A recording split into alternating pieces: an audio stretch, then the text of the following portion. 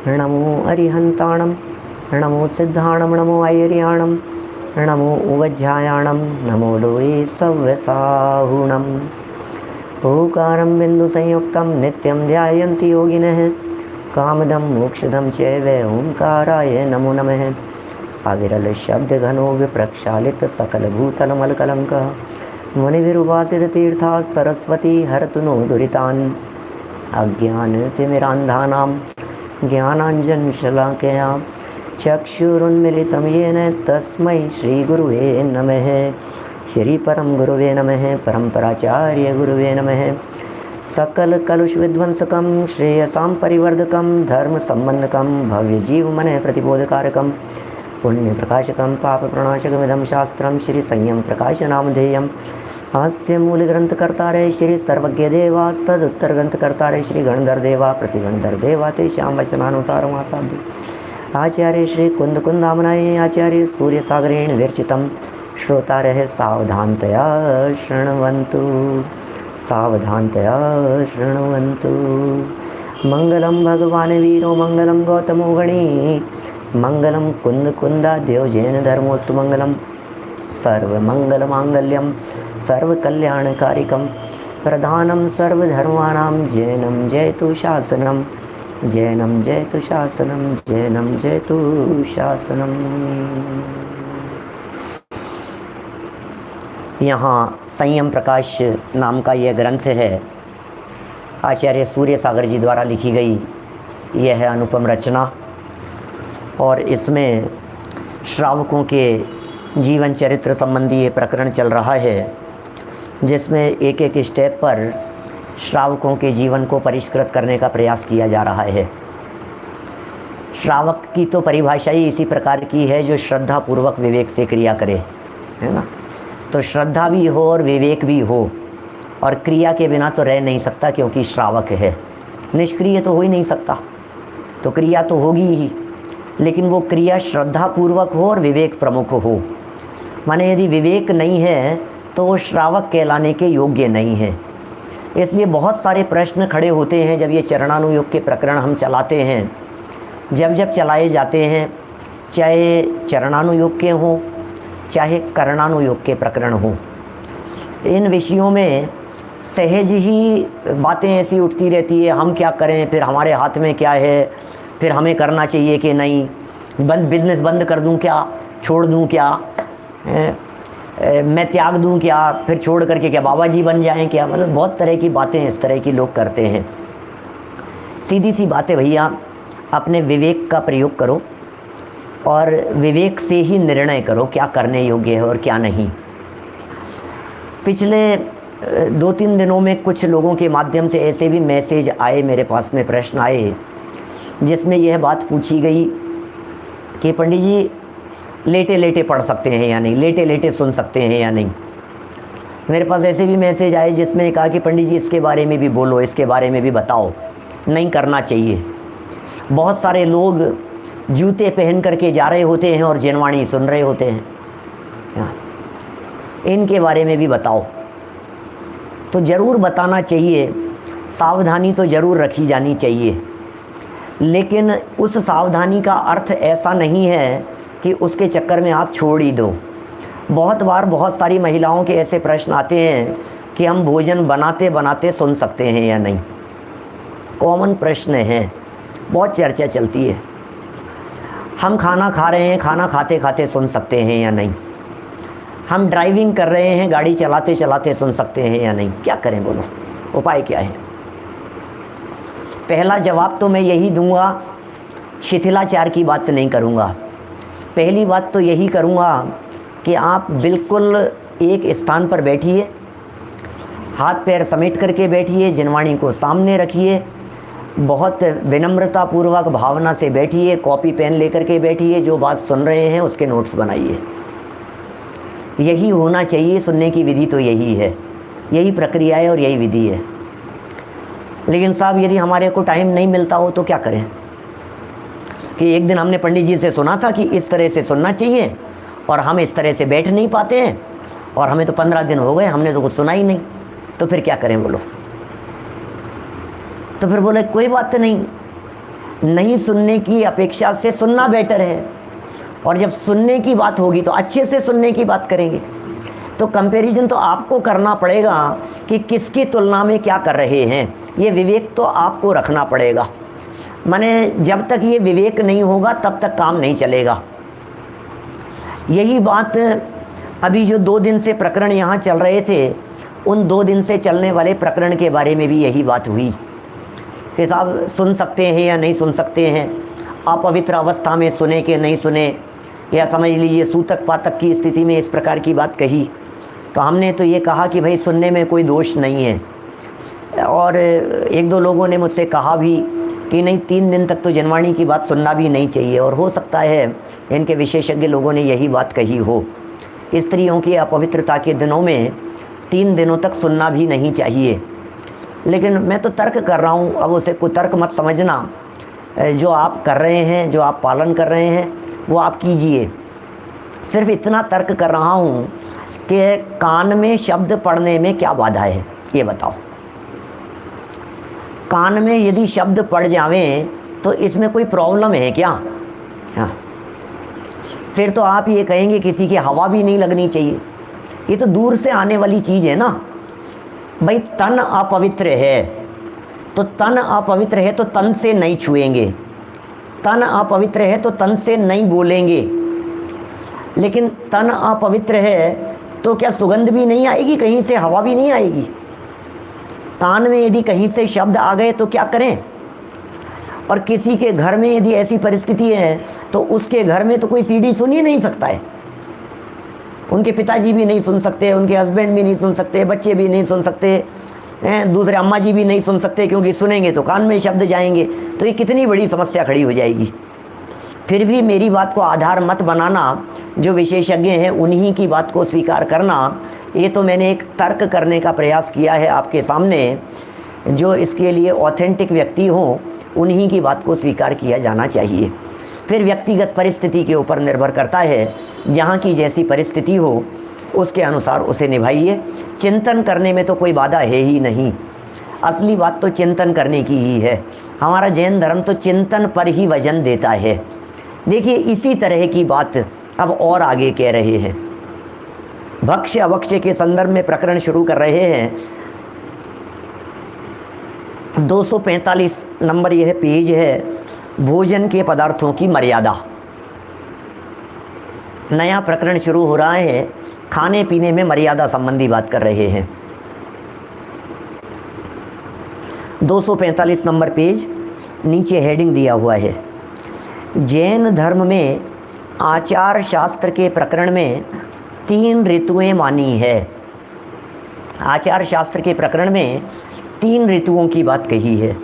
प्रत्येक ऋतु का प्रारंभ अष्टानिका की पूर्णिमा से होता है, सो 4 मास तक रहता है। यही पूर्वाचार्यों का सिद्धांत है।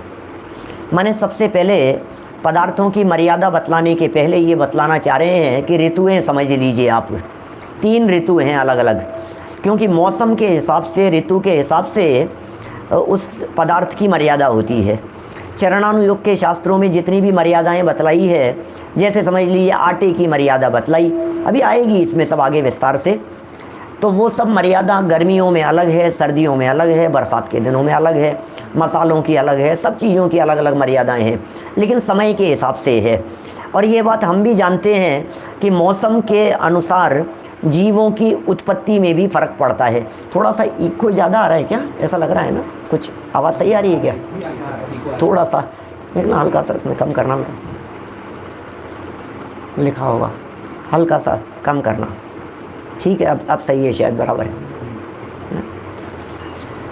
तो हम सब जानते हैं कि विशेष मौसम में विशेष जीवों की उत्पत्ति होती है। जैसे हम सब जानते हैं बरसात के समय में जीवों की उत्पत्ति बहुत ज़्यादा होती है, इसीलिए चातुर्मास का विधान कहा गया है। बरसात के समय में 10 लक्षण पर्व भी विशेष रूप से ये भाद्र मास का इसीलिए मनाया जाता है। सावन, भादो और आसोज और कार्तिक, ये 4 महीने जो हैं ये चौमासे के महीने कहलाते हैं। तो इनमें बहुत सावधानी रखी जाती है।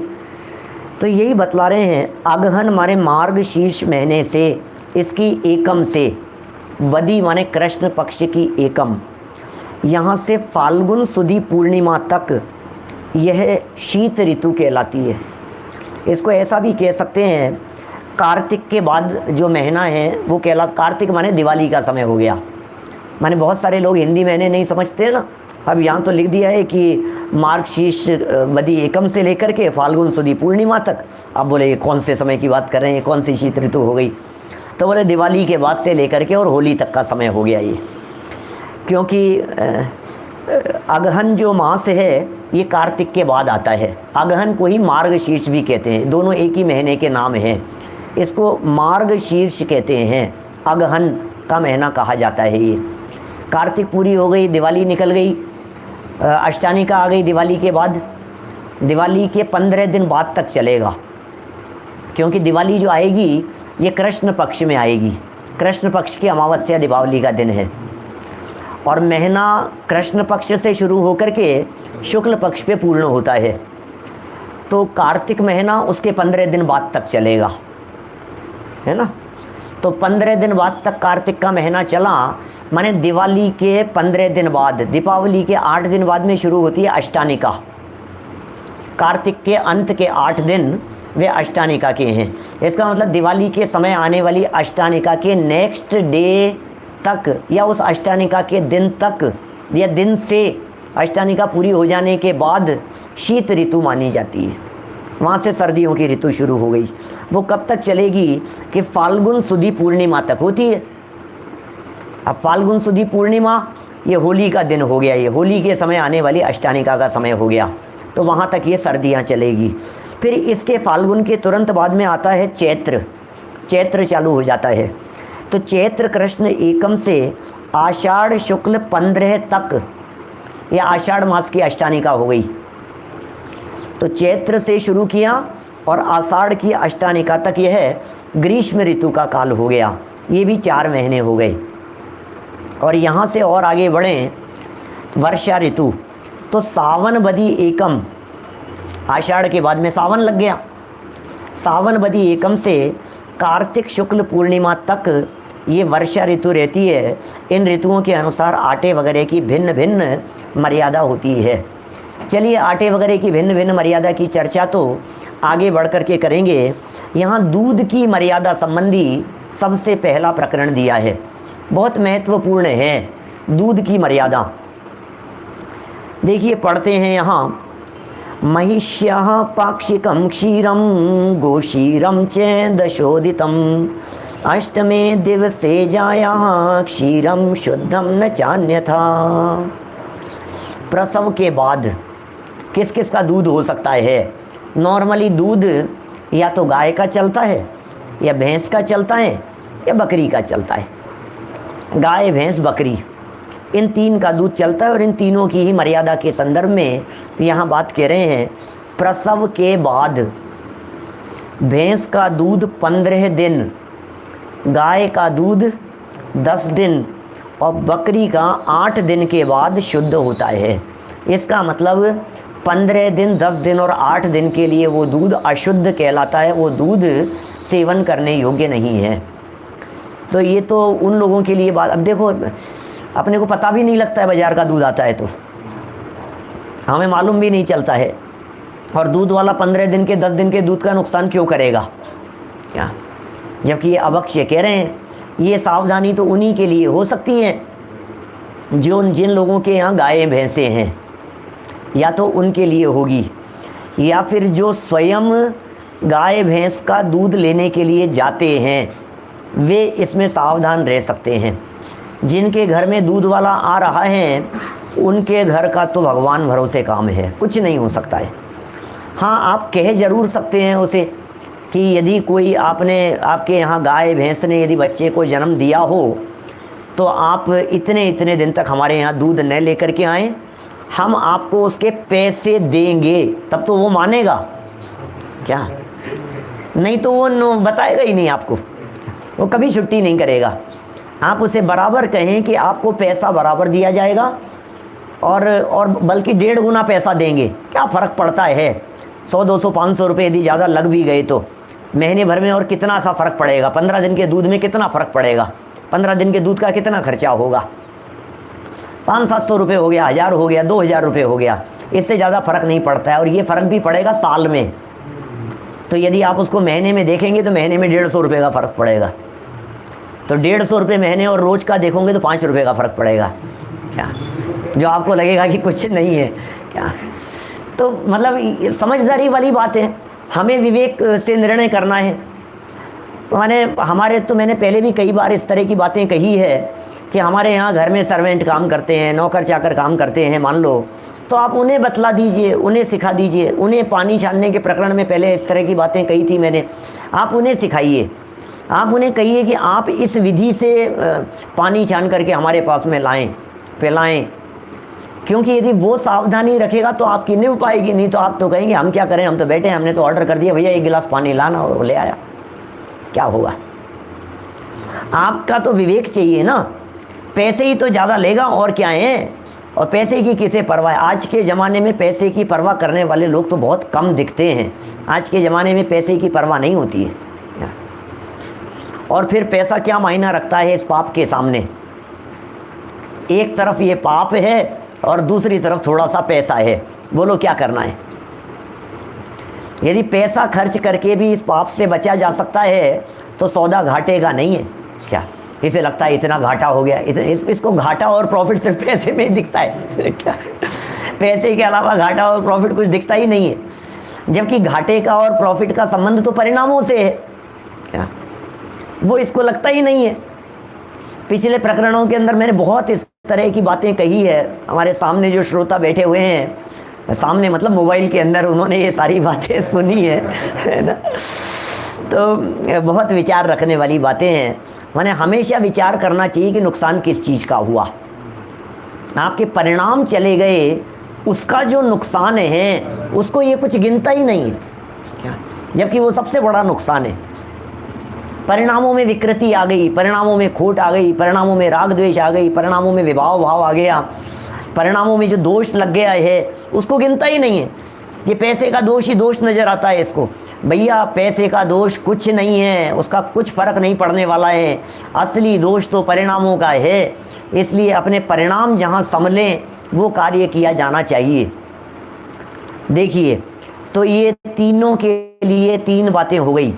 भैंस के दूध को 15 दिन के लिए कहा, गाय के दूध को 10 दिन के लिए कहा, और बकरी के दूध को 8 दिन के लिए कहा। ये प्रसव के बाद में, अर्थात उनके बच्चे का जन्म होने के बाद, बछड़े आदि का जन्म होने के बाद। इसके पहले अशुद्ध होने के कारण पीने के योग्य नहीं है, मतलब इतने इतने दिन तक दूध पीने योग्य नहीं है। इसमें ऋतु के अनुसार मर्यादा की आवश्यकता नहीं है। माने दूध में मौसम का फ़र्क नहीं पड़ता है, क्योंकि ये तो प्राकृतिक चीज़ हो गई। इस प्रकार प्राकृतिक क्या कहेंगे इसे, ये तो पैक ही है, तत्काल उत्पन्न हुआ है और आ गया है। मौसम का प्रभाव नहीं पड़ रहा है, वातावरण का प्रभाव नहीं पड़ रहा है उसके ऊपर। किंतु गाय, भैंस और बकरी के थनों को प्रासुक जल से धोकर दूध दोहना चाहिए। माने दूध निकालने के पहले, अब ये विधि बतला रहे हैं, ये होना तो ऐसा ही चाहिए। कितना निभा पाते हैं, कितना निभा पाएंगे, ये अलग मैटर है, लेकिन होना क्या चाहिए ये जानना ज़रूरी है सबके लिए।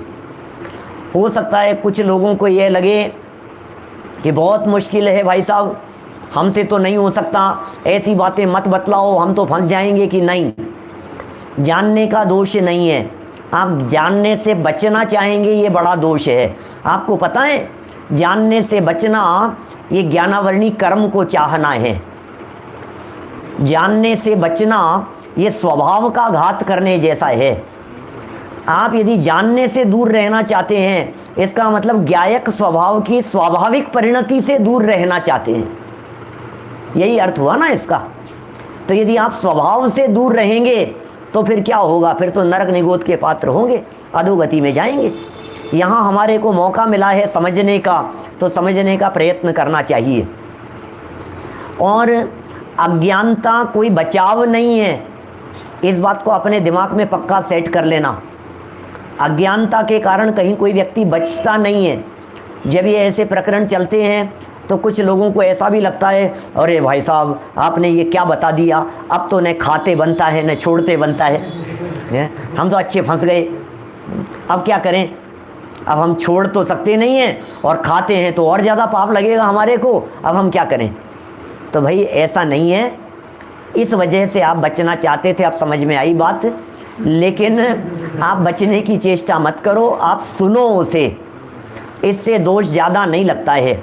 मैंने कभी कभी इस तरह का कंपैरिजन करके बताते हैं, बहुत बार सुना होगा कि दो चीज़ें हैं, एक जानने वाला व्यक्ति अपराध कर रहा है, एक बिना जानने वाला व्यक्ति अपराध कर रहा है, दोष किसे ज़्यादा लगेगा?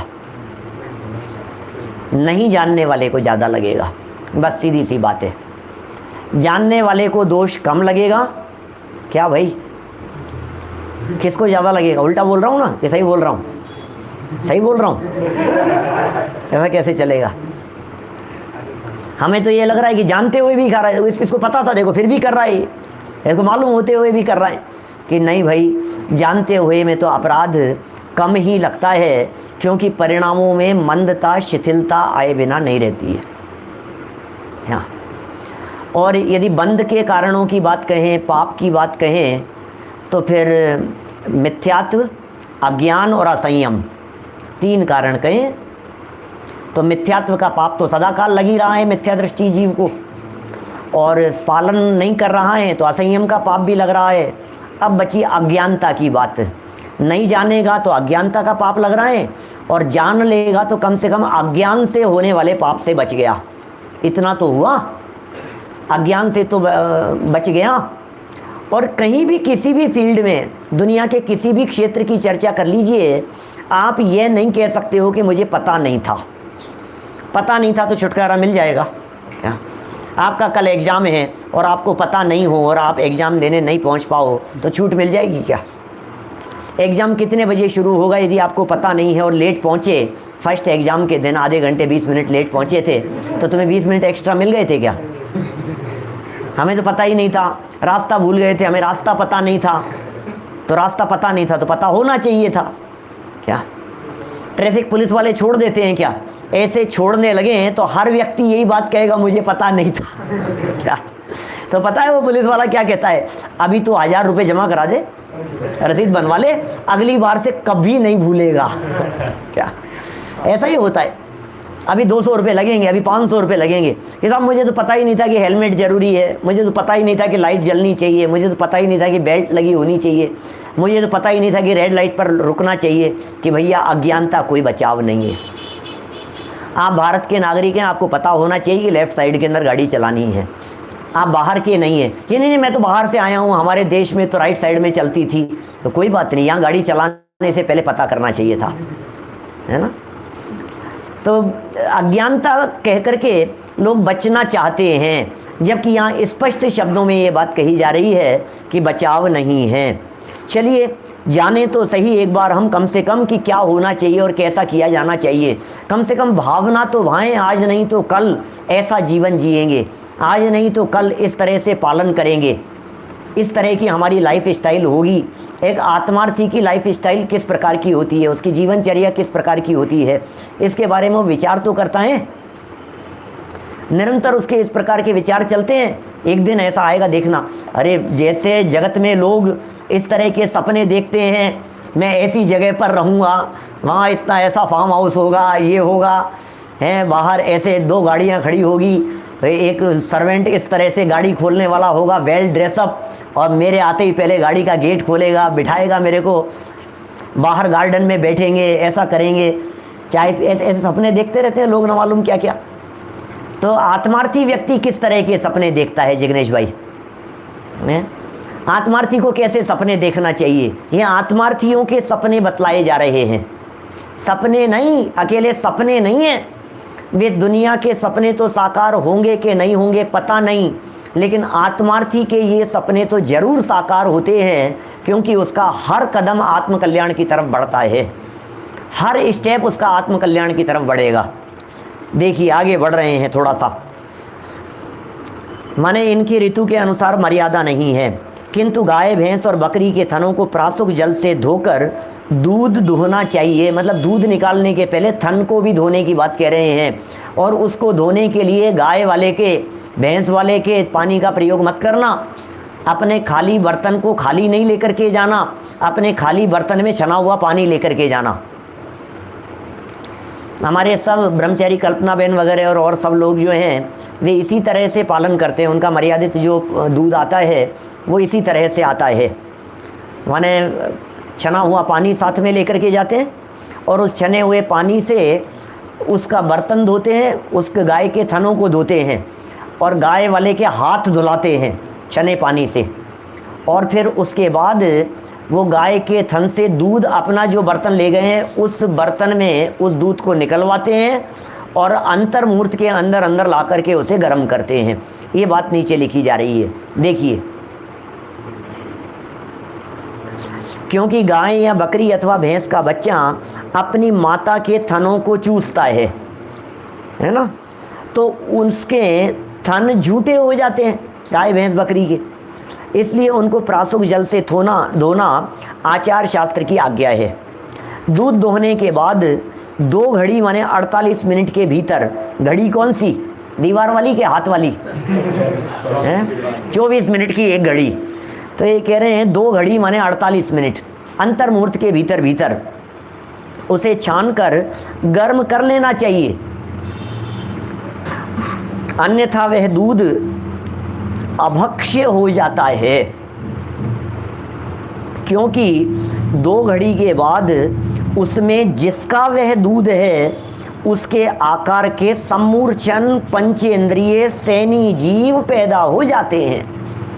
सम्मूर्छन जीव हैं, सैनी पंचेंद्रिय हैं। गाय की यदि बात है तो गाय जैसे आकार वाले, भैंस का दूध है तो भैंस जैसे आकार वाले, बकरी का दूध है तो बकरी जैसे आकार वाले। सैनी पंचेंद्रिय हैं, सम्मूर्छन है, यद्यपि उनकी आयु अंतर मुहूर्त ही है। सैनी पंचेंद्रिय इन सम्मूर्छन जीवों की जो अभी हो गए ना, इनमें जो पैदा हो गए हैं, सम्मूर्छन जीवों की आयु तो ज़्यादा भी होती है। सभी सम्मूर्छन जीवों की आयु अंतर मुहूर्त नहीं होती, श्वास के 18वें भाग नहीं होती। सम्मूर्छन जीवों की आयु तो ज़्यादा भी होती है, लेकिन यहाँ जिन सम्मूर्छन जीवों की बात चल रही है, इन सम्मूर्छन जीवों की आयु श्वास के 18वें भाग होती है, बहुत अल्प आयु है इनकी। लेकिन ऐसे दूध का सेवन करने में मांस भक्षण का दोष लग रहा है, क्योंकि त्रस जीव हैं। और मांस की तो परिभाषा यही है, बालबोध पाठमाला भाग 3 में पढ़ाई थी। क्या था उसमें, त्रस जीवों के शरीर को मांस कहते, तो मांस तो त्रस जीवों का शरीर है।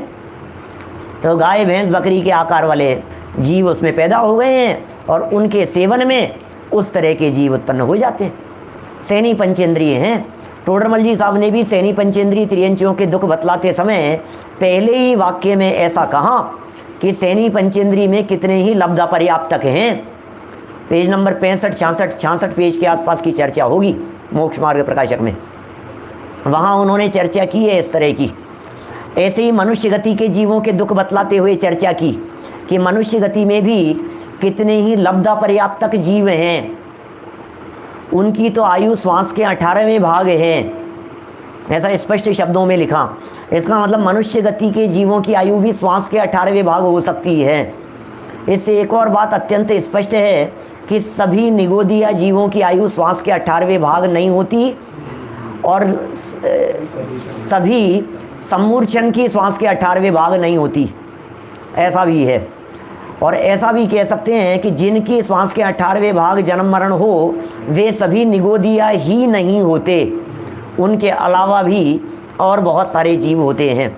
गोमठ सार आदि ग्रंथों में इन बातों के संबंध में बहुत बातें कही गई है, मूल गाथाओं में इस तरह के उल्लेख किए गए हैं। चलिए, सैनी पंचेंद्रिय जीव पैदा हो गए, अब कितना खतरनाक हो गया बोलो। अब बाजार का दूध कितना खतरनाक हो गया, बाजार का दूध दही कितना खतरनाक हो गया। श्वास के 18वें भाग जो आयु है ये सिर्फ अपर्याप्तक निगोदिया की है। अरे वास्तव में श्वास के 18वें भाग का जो नियम है ये निगोदिया के बारे में नहीं है, न सम्मूर्छन के बारे में है, ये नियम तो अपर्याप्तक जीवों के बारे में है, लब्धि अपर्याप्तक जीवों के बारे में है। ये तो क्षुद्र भाव वालों के बारे में है। ये तीनों पर्यायवाची शब्द हैं। लब्धि अपर्याप्तक कहें, अपर्याप्तक कहें या क्षुद्र भाव कहें। क्षुद्र माने होता है छोटा, क्या सबसे छोटा। तो श्वास के 18वें भाग से छोटा कोई भाव होता ही नहीं है, सबसे छोटा भाव यही है। तो श्वास के 18वें भाग आयु वाले भाव को क्षुद्र भाव कह करके पुकारा जाता है, ऐसा है।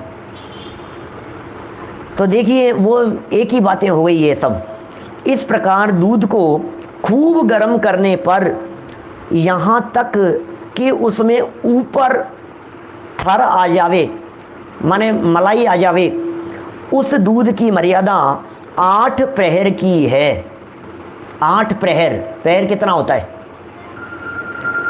प्रहर होता है 3 घंटे का। 8वां प्रहर बोलते हैं ना एक दिन के लिए, याम भी कहते हैं इसे, 8वां याम, 8वां प्रहर। तो 3 घंटे का एक प्रहर होता है, तो 24 घंटे का एक दिन हो गया। आप लोग ऐसे बोलो 2 प्रहर। 2 प्रहर का मतलब क्या है?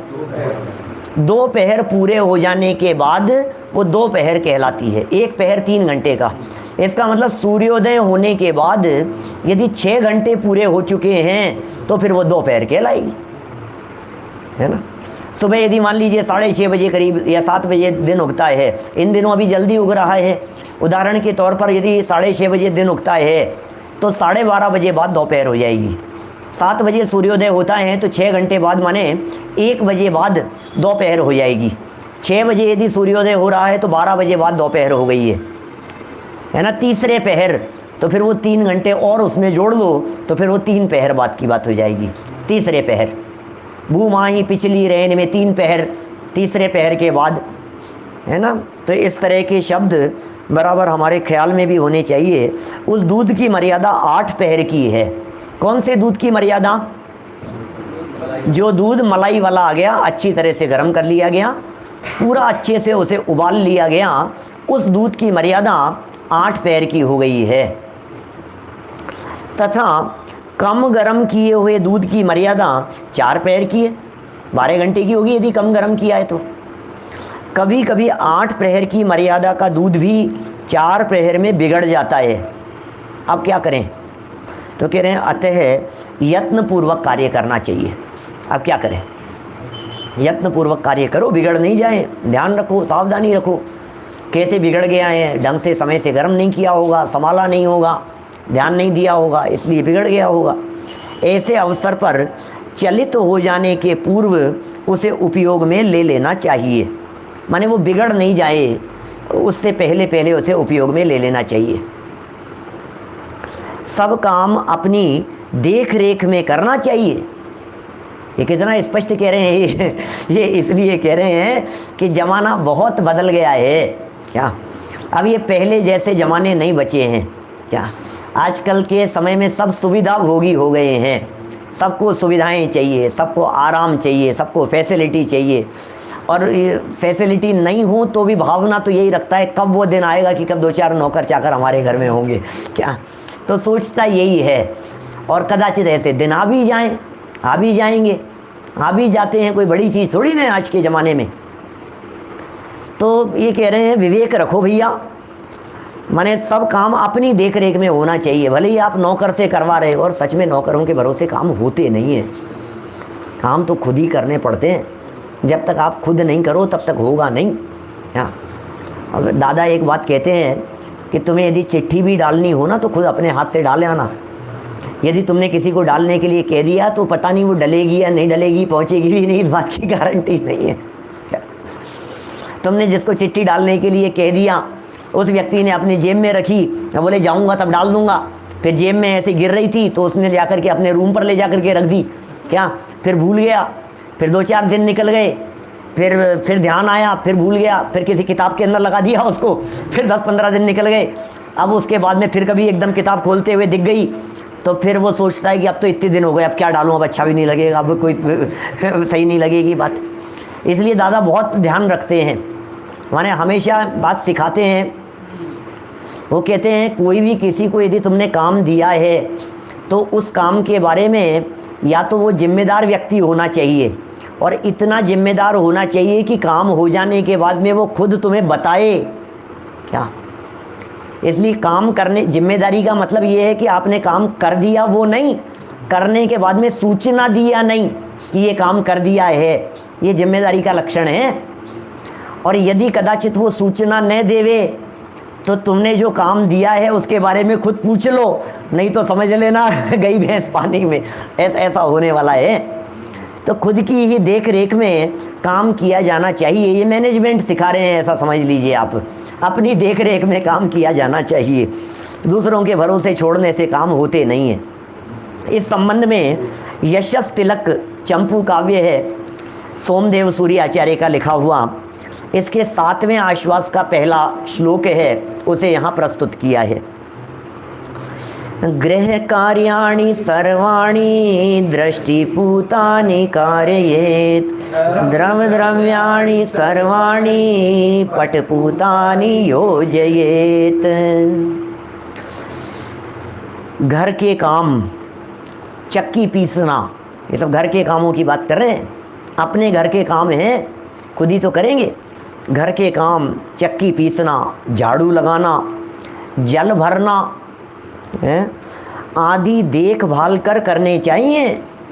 खुद देखभाल करके करने चाहिए, और दूसरे से करवा रहे हों तो अपने निर्देशन में करवाना चाहिए।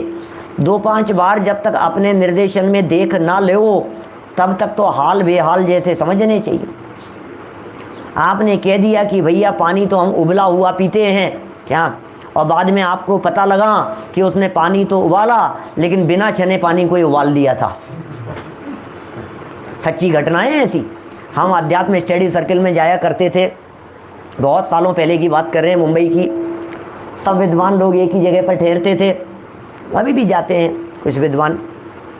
तो प्रातः उठते थे और सब भोजन वहीं बनता था, एक ही जगह पर रहते थे, सब लोग साथ में रहते थे। ज्ञानचंद जी बाबूजी वगैरह सब लोग, शांति जी भाई साहब सब, और भी सब लोग, बहुत सारे 10-12 विद्वान।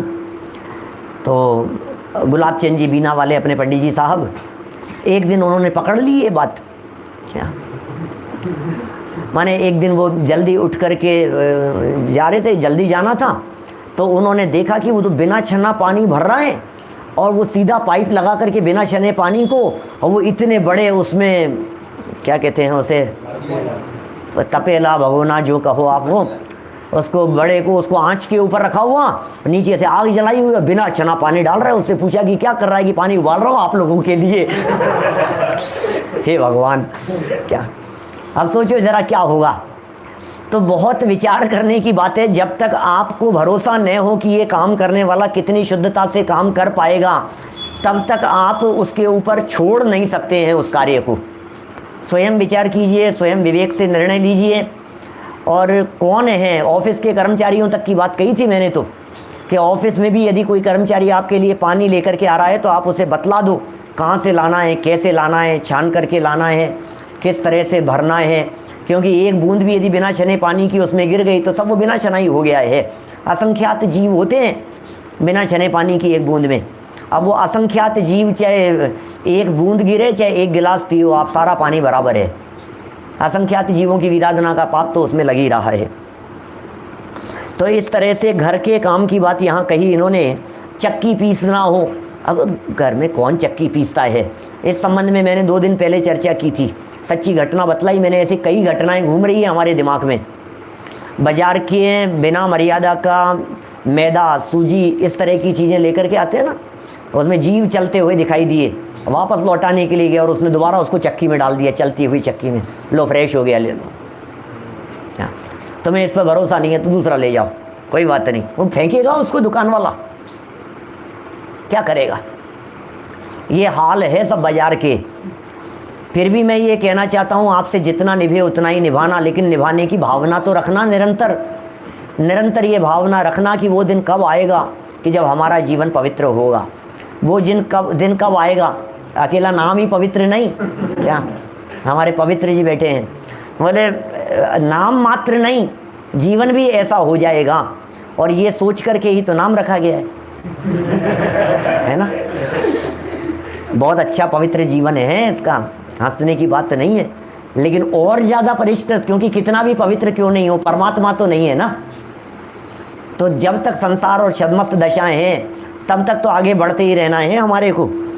झाड़ू लगाना भी कला का काम है। ऐसा नहीं है कि झाड़ू लगा दी आपने, कुछ भी कर दिया और झाड़ू लगा दी। झाड़ू लगाने के बाद में इकट्ठे कचरे को फेंका नहीं जाता है, झाड़ू लगाने के तुरंत बाद में उसे 10 मिनट छोड़ा जाता है, क्योंकि ऐसे बहुत जीव होते हैं जो जीव हमें नहीं दिखते हैं हमारी आंखों से, क्या वे सब फेंकने में चले जाएंगे। मैंने और कचरे को ऊपर से नहीं डाला जाता है। क्या सामने से पूछ रहे हैं कहाँ कहाँ के मेहमान आए हैं? हमारे तो सब विद्वान लोग आए हैं, शास्त्रीय विद्वान हैं, 8 विद्वान सामने बैठे हुए हैं। ऐसा है, सब अलग अलग जगह के हैं। अमन है, संभव है और संयम है, पल है, आप्त अनुशील है और शुभांशु है, पवित्र है और हमारे अखिल है। ये सब शास्त्री फाइनल कर लिए हैं अभी, और ये सब मतलब फाइनल तो इनका पहले ही हो गया था, अभी तो फॉर्मेलिटी बची है। ये सब विद्वान हैं, ऐसा है। तो चलिए देखिए क्या बात चल रही है हमारी यहाँ। ये सब बहुत अच्छे धुरंधर विद्वान हैं, क्या पूरी सभा को कह रहा हूँ मैं। माने ये सब हमारे भविष्य के आचार्य कुंदाचार्य की बात तो मत कहो, लेकिन भविष्य के टोडरमल जी जैसे ज़रूर हैं, ऐसा मुझे लगता है। तो ये सब क्योंकि जिस उत्साह के साथ में ये सब सुनते हैं और अभ्यास करते हैं, इससे भविष्य बहुत सुखद दिखाई देता है, बहुत अच्छा लगता है सबको देख करके। चलो, झाड़ू लगाना कैसा हो गया? झाड़ू लगाना, अरे ये कोई हमारा काम है क्या? हमें क्यों बतला रहे हो रिंकेश भाई? हमें क्यों बतला रहे हो ये सारी बातें? हम कोई झाड़ू लगाएंगे क्या? यही काम रह गया है क्या?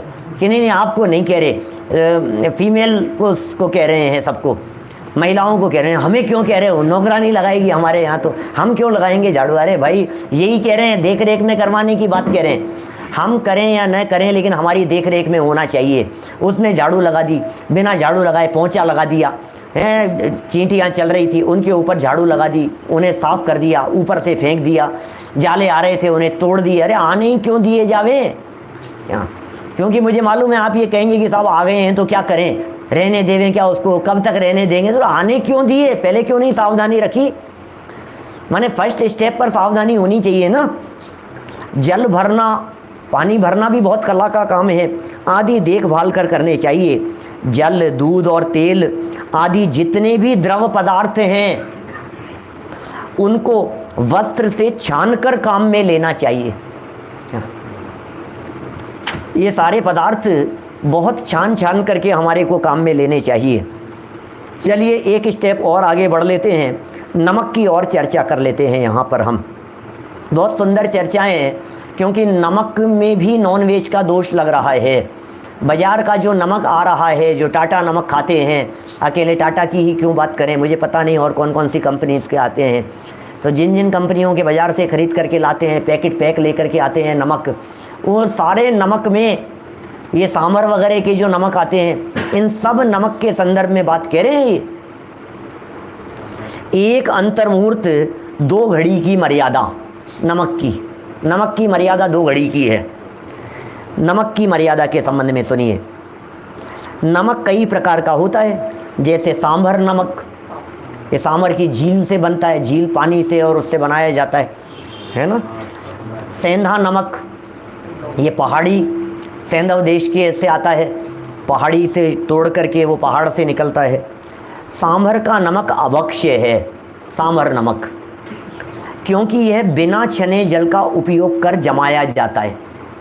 नमक के ढेर देखे हमने सांभर झील के पास में, क्या तो बहुत ऐसे मतलब होते हैं इस तरह के, जहाँ बिना छना पानी है और वहाँ जमाया जाता है।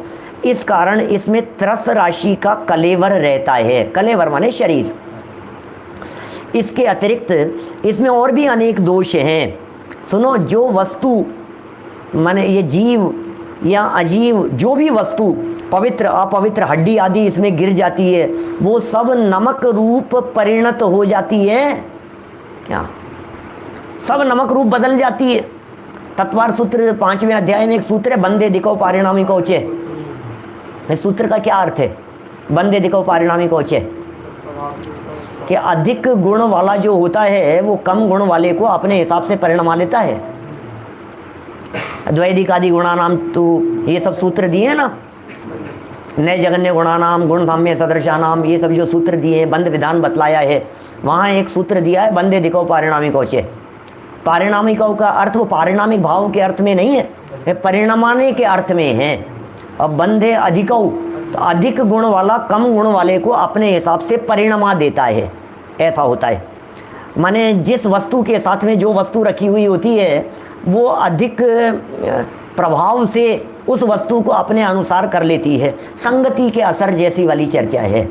बचपन से जो कहानियाँ पढ़ी होगी कि खराब एप्पल के समागम में रखी दूसरी एप्पल भी जल्दी सड़ जाती है, बस उसी तरह की बात है।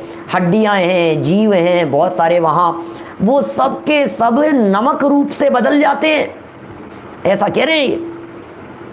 नमक ही नमक है चारों तरफ। और मछलियाँ होती है वहाँ, उसमें इसमें लिखा कि नहीं लिखा, देखो पढ़ता हूँ थोड़ा सा। जीव अजीव पवित्र अपवित्र हड्डी आदि इसमें गिर जाती हैं, वे सब नमक रूप परिणमित हो जाती है। दूसरे जब तालाब में खांची बनाते हैं तब उसमें हड्डी गाड़ते हैं, खांचा होता है ना, हड्डी गाड़ते हैं, उसमें खारापन अधिक होता है। कहाँ तक कहें, यह सांभर का बिना चने जल से बनाया गया नमक तो श्रावक के खाने योग्य नहीं है। बहुत स्पष्ट शब्दों में कह दिया। वहाँ छोटी छोटी सी मछलियाँ होती हैं नदियों में, उनमें सब में जीव होते हैं, मछलियाँ होती हैं, और वे सब की सब नमक के रूप में बदल जाती है। तो मांस खा रहे हैं आप यदि बाजार का इस तरह का नमक खा रहे हैं तो फिर क्या करें साहब, ये बतलाओ आप। तो ये कह रहे हैं श्रावकों के खाने योग्य नमक सेंधा लोहारी है, सेंधा नमक है, क्योंकि यह पत्थर की तरह पहाड़ से निकाला जाता है। पहाड़ से निकल रहा है, पहाड़ को तोड़ तोड़ करके बनता है, अर्थात इसको खोद कर निकालते हैं। इसमें त्रस राशि का कलेवर मिश्रित नहीं है। कम से कम एक इंद्रिय शरीर तो था वो, और एक इंद्रियों के शरीर को मांस नहीं कहते, त्रस जीवों के शरीर को मांस कहा जाता है। इसी कारण श्रावकों के खाने योग्य सेंधा नमक ही है, सेंधा नमक ही खाने योग्य है। मार्केट में सब जगह मिलता है, सारे पसारी लोगों के मिलता है, हर शहर में मिलेगा सेंधा नमक, रॉक सॉल्ट कहलाता है। बिल्कुल यही है। आप बाज़ार से लेकर के आइए तो वो मिलेगा आपको, घर में लाइए, उसे पीसिए, लेकिन 2 मुहूर्त की, 2 घड़ी की मर्यादा कह रहे हैं, 1 मुहूर्त की पीसने के। अरे कम से कम कोई बात नहीं, मैं कहता हूँ 2 घड़ी के भीतर भीतर उसको उपयोग में लेने की भावना भाव। आप 2 घड़ी के भीतर भीतर उपयोग में नहीं ले रहे हो, यदि ज़्यादा मर्यादा हो रही है उसकी, इतनी मर्यादा का पालन कदाचित नहीं कर पा रहे हो आप, तो कम से कम उस नमक से तो बच गए जो मांस के रूप में आ रहा था। हाँ, कि साहब कौन पीसेगा, कौन करेगा, हमारे यहाँ तो कितने ये हैं, जो भी है भावना भाव आप इस तरह की होगा। जाकी जैसी भावना सो तैसो फल पाए, है ना, जिसकी जैसी भावना होती है वो उसी तरह का फल प्राप्त करता है। पीसने के बाद 1 मुहूर्त तक नमक की मर्यादा है, इसके बाद अपने हाथ का पिसा हुआ भी अभक्ष्य है। बात तो सच्ची लिखेंगे यहाँ पर, खुद के हाथ से पीसा है मैंने, अरे लेकर के आया था, बाजार से लाया था, सेंधा नमक था और अपने हाथ से पीसा था। कि कितनी देर हो गई, बोले 1 घंटा हो गया, बोले बस बराबर हो गया ये 1 घंटे में, क्योंकि मर्यादा के बाद उसमें त्रस जीवों की उत्पत्ति होना शुरू हो जाती है। यह भगवान तीर्थंकर प्रभु ने अपने केवल ज्ञान चक्षु से स्पष्ट देखा है, केवल ज्ञान चक्षु से देखी है ये बातें, जो कि ध्रुव सत्य है। इसमें संदेह को जरा भी स्थान नहीं है, संदेह करने की गुंजाइश ही नहीं है। भाई साहब सब श्रद्धा के विषय हैं, श्रद्धा से स्वीकार कीजिए। मैं कहता हूँ श्रद्धा के बिना काम नहीं चलता। क्रमबद्ध पर्याय पढ़ाते इसमें कहा होगा मैंने, क्या चारों ही अनुयोग श्रद्धा के बिना काम नहीं चलते हैं। चाहे प्रथमानुयोग पढ़ लो, चाहे चरणानुयोग पढ़ो। मेरा एक ललितपुर में किया गया प्रवचन है, शुरुआत कब और कैसे, ऐसा हेडिंग है उसका कुछ विशिष्ट प्रवचनों में। तो उसमें यही चर्चा की है मैंने, शुरुआत कहाँ से करें, बालबोध से करें कि चेड़ाला से, मोक्ष मार्ग प्रकाशक से कर लो शुरुआत, नहीं रत्नाकरण शावकाचार्य से करो। शुरुआत कहाँ से करें, हम कहते हैं श्रद्धा से शुरुआत करो। आप कोई भी ग्रंथ पढ़ो, प्रथमानुयोग पढ़ो चाहे करणानुयोग पढ़ो, चरणानुयोग से शुरुआत करो चाहे द्रव्यानुयोग से करो, लेकिन श्रद्धा से करो, बिना श्रद्धा के काम नहीं चलेगा। यदि नमक अब एक स्टेप बतला रहे हैं, अंतर्मूर्त के बाद का भी एक स्टेप है। यदि नमक लाल मिर्च या काली मिर्च के साथ पीस लिया जावे क्या, तो उसकी मर्यादा 6 घंटे की हो जाती है क्या। अब कितनी बढ़िया बात हो गई बोलो, अब ये तो बहुत बढ़िया बात हो गई। तो उसको लाल मिर्च के साथ में पीस लो, काली मिर्च के साथ में पीस लो, 6 घंटे की मर्यादा हो जाती है। इससे आगे नहीं रख सकते, न मर्यादा उपरांत खा सकते हैं। जल के समान ही इस नमक की मर्यादा है। जल में भी क्या किया, उसमें भी कोई दूसरी वस्तु मिल गई थी तो 6 घंटे की मर्यादा हो गई थी। भाई छने हुए जल में यदि उसका स्वाद परिवर्तित कर दिया, उसमें लवंग डाल दिए, उसमें सौंफ डाल दिए, ऐसे कोई पदार्थ डाल दिए गए, तो उसकी मर्यादा 6 घंटे की और बढ़ गई। तो यही बात यहाँ कह रहे हैं, नमक में भी यदि मिर्च वगैरह मिला दिया गया तो इसकी मर्यादा 6 घंटे बढ़ जाती है। किंतु जल तो 2 घड़ी के बाद अनछना हो जाता है, तथापि उसे फिर छानकर पी सकते हैं या काम में ला सकते हैं। ध्यान रखना, एक बात महत्वपूर्ण कहना चाहता हूँ, जो यहाँ जल में ये कहा है कि बिना छना हो गया और उसे दोबारा काम में ले सकते हैं, ये तो ठीक है, लेकिन मिलाने के बाद वाला जो जल था फिर उसे काम में नहीं ले सकते। उबाला हुआ जो जल था, जो 24 घंटे की मर्यादा वाला था, उसे दोबारा फिर छान करके काम में नहीं ले सकते, फिर तो वो बिना काम का हो गया, वो किसी काम में लेने योग्य नहीं रहा। किंतु नमक की मर्यादा बीत जाने पर उसके उपरांत उसे पुनः पुनः काम में नहीं ला सकते। नमक 6 रसों में शामिल है, तथापि इसको रात्रि में खाने का निषेध किया है। क्या, हम तो रात को वैसे कुछ भी नहीं खाते हैं, लेकिन जब रात को अन्न नहीं खाते थे तब भी नमक की चीज़ रात में नहीं खाते थे। बहुत सालों पहले की बात कह रहा हूँ, 20-25 साल पहले की। मैंने तब भी रात में नमक की चीज़ नहीं खाते थे। लेकिन आज मैं दुनिया भर में इस तरह की बात देख रहा हूँ कि नमक की केले की चिप्स, नमक की मूंगफलियाँ या नमक डली हुई जो चीज़ें हैं उनका सेवन रात्रि में करते हैं और ये समझते हैं कि हम तो अन्न नहीं खाते बस, क्या, जबकि स्पष्ट निषेध है, इसको रात्रि में खाने का निषेध है। नमक को, नमक अप्रासुक भी है और कहा भी है। भैया जितना निभें उतना निभाएं, ये बात तो हमारा ब्रह्म वाक्य जैसा है, इसे समझ लेना आप।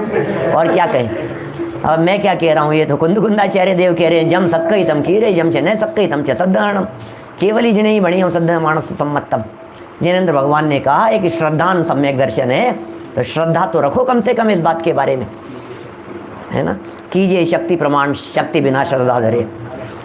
हरितांकुर बीजाम्बुल वणद्य प्रासुकम त्यजन जाग्रत कुपश्चतुर्निश्चय सचित विरत स्मृत।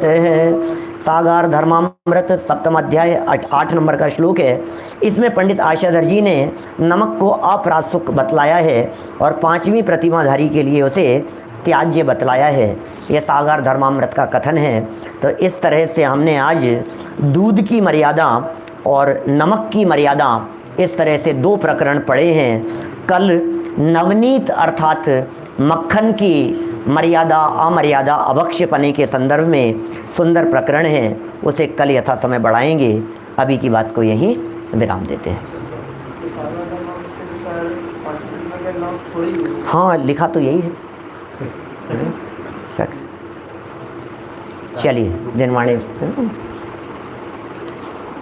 जावाणी के ज्ञान थे सूझे लोकालोक, सोवाणी मस्तक नमूं सदा देत हूँ ढोक, सदा देत हूँ ढोक।